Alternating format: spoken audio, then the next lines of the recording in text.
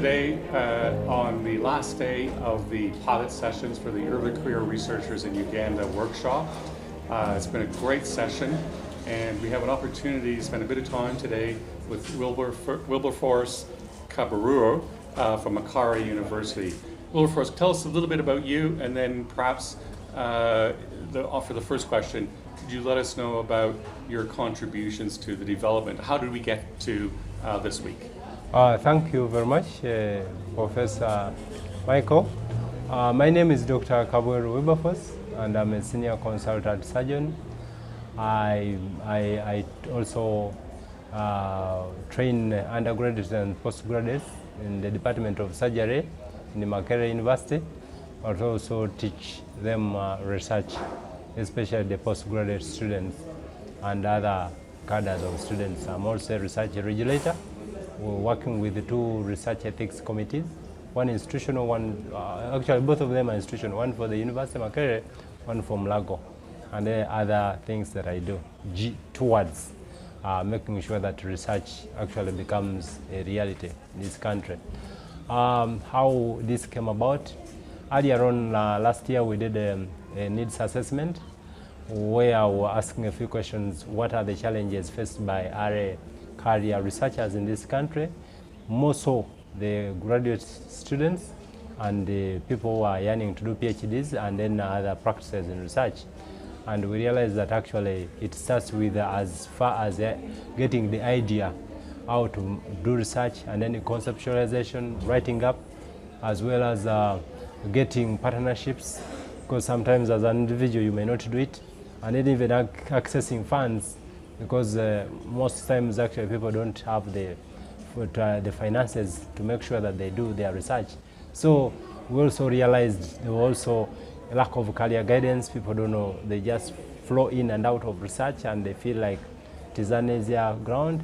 And then also research not being a stream, a straight line stream in this country, because it's always patched on, mainly in academia, because the academicians actually, it is a prerequisite. For instance, if you want to get promotions and whatsoever, then it becomes a need. But it is not just in that line. So we realized it was a big gap.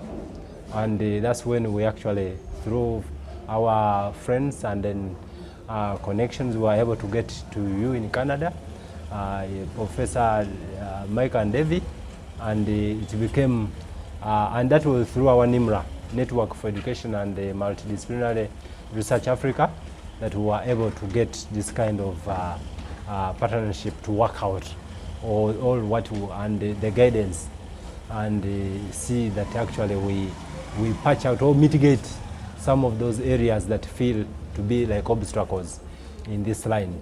So that is how we began. Yeah. Thank you for providing that context, because one of the important parts about this project is we really wanted it to be the co-creation of knowledge.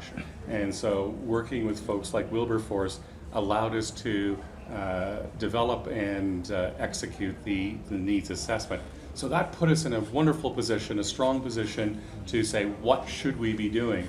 So the next thing we did was develop these modules, and we rolled them out this week. So could you tell us a little bit, Wilberforce, about you think, what are the highlights of this week in terms of the research modules? What worked well? What sort of other items do you think what worked well?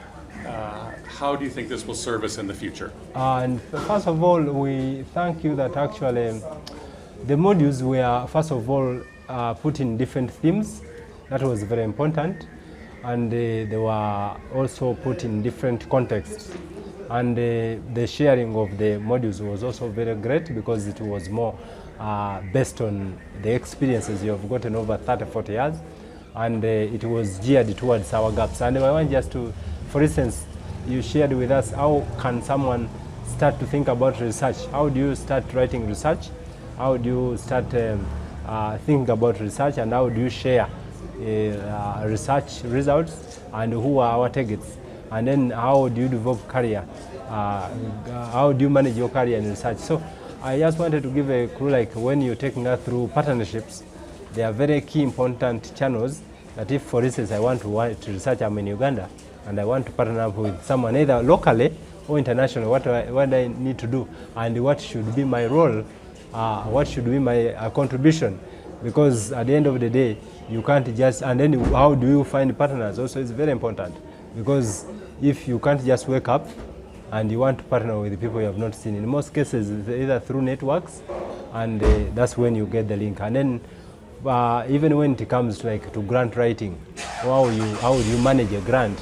It also benches much on who you've been working with and how do you start, because even the starting point is also a very big challenge, but also to progress. Because if you want to win a grant, you cannot just wake up and say, I have to get a grant from where and for what.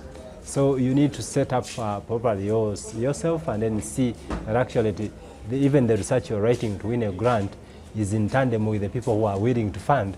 So it was, the modules were very sorted out and they were very important. For instance, when you go to a conference, what do you want to deliver and what do you want to achieve? And what kind of networks are you aiming at? And then when it comes to publication, where do you want to publish your information?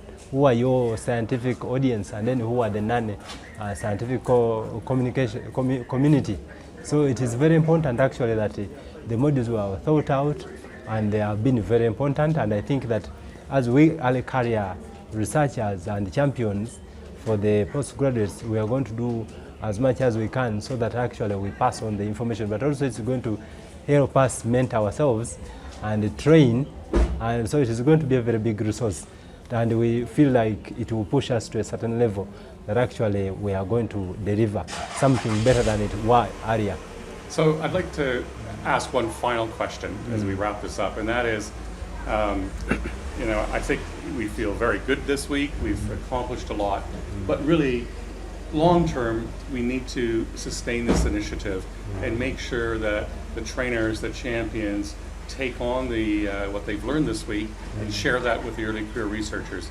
Could you give us a little bit of insight into what the future might be for the early career researchers in Uganda initiative? Okay, first of all, I would want to appreciate that actually there are so many initiatives that actually we are working through, and the NEMRA being one of our gates, we would call it our opening gate, or the gate that is already open. We already sit at different forums. I'm one of the board members, and we think at the board level, we are going to initiate avenues how we can put this into practice. So we may need to see how we work out with the people in NEMRA, but also with the different universities, because we are an inter-university organization, and that is going to be a little easier. That if I can't do it in Makerere alone, then I may need to team up with my colleagues, and we make sure that actually we can move from university to university, delivering this to the undergraduates. Now, what about those ones who are independent working? We intend to also open up a grants office so that actually we prosper this to another level, and we're able to fund some of the researchers within, and then also using other avenues through government. We had already started that link with government. We want to see to it that actually most of the research we are doing also has a policy or implementation, so that is implemented by the government.